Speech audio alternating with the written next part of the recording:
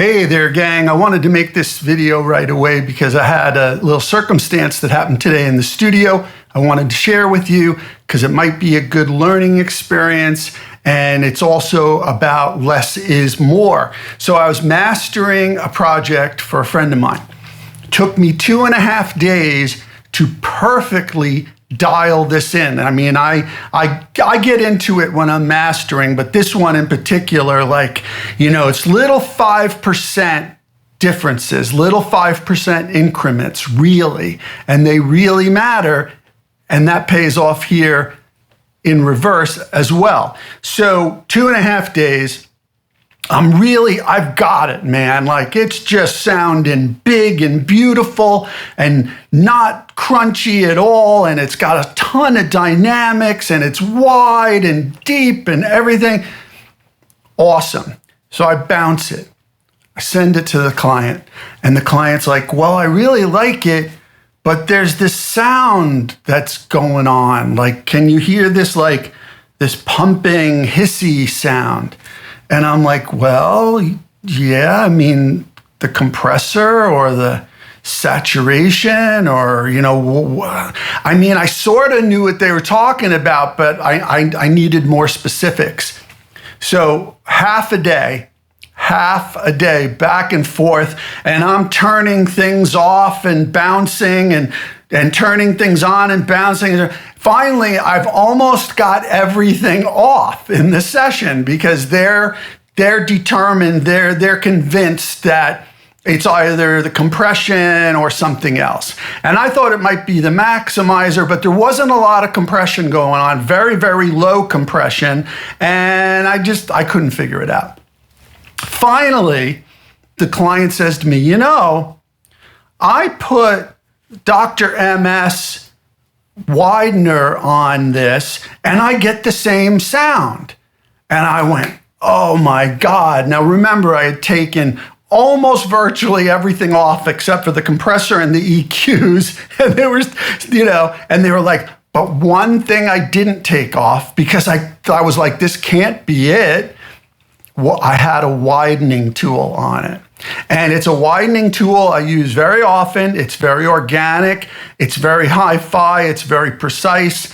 It's not one of those that just makes it wider. It's one that, gives it depth and space. And it's one that we use a lot in mastering. There are a few. Dr. MS is one of them, but I wasn't using it in this case.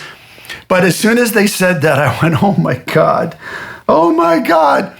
I'm like, I get it. So with the noise floor being brought up, and this was a live performance that I was mastering, very organic, very dynamic, what the widener did was make the sound of the people moving in the room more apparent. Now, I thought that was cool. I thought that was organic. But the funny thing is that's the one tool that I had A/B'd on and off more than anything else before sending the client the final master. Because I was like, is this helping? Is this not helping?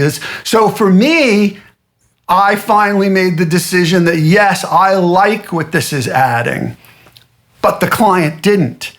And it brought something to the client's ears or to their spirit, maybe even more so, because they were in the room that they didn't like, that was bringing up something from the actual recording itself, from the physical action of recording that particular piece of music that was unpleasant to them. And as soon as I took it off, they thought it was the most brilliant mastering job ever. Thank you. But that's the lesson I want to tell you. Less is more. When I'm mastering everything, and it really is true, it's 5% increments. The less you do, the better, right? Bob Olson and I had a conversation. That's how deep this went. I called up my mentor, Bob, and I'm like, hey, man, what do you think's going on? And we had like a half an hour conversation about it. And it's like the Hippocratic oath, do no harm.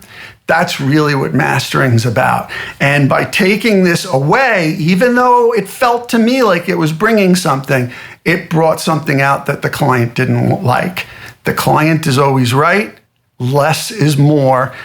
Toys don't always make it better. So I thought I'd share that with you because I found that to be utterly fascinating after all these years.